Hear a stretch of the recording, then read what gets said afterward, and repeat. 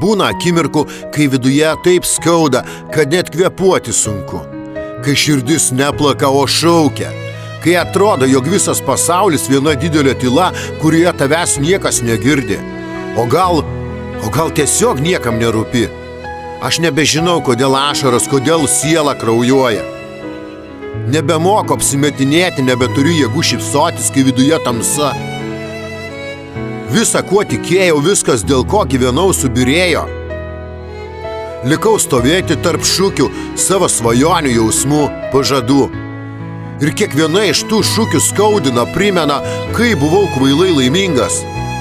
Norisi tiesiog dingti, išeiti. Negarsiai, nepykstant, nekeršijant. Tiesiog tyliai, be žodžių, be paaiškinimų. Palikti viską. Tuos veidus, tuos prisiminimus, tą vietą, kur kažkada buvau žmogus, o ne šešėlis. Išeiti ten, kur niekas nepažįsta mano skausmo. Nes kartais gyvenimas užspaudžia taip stipriai, kad vienintelis noras pradingti visai ir išnykti. Negirdėti, nejausti, nelaukti. Tiesiog nebūti. Gal kada nors ateis rytas, kai vėl norėsiu gyventi, kai to šūkės taps mozaika, o ne žaizdomis. Bet dabar aš tiesiog pavargau nuo savęs, nuo kitų, nuo visko.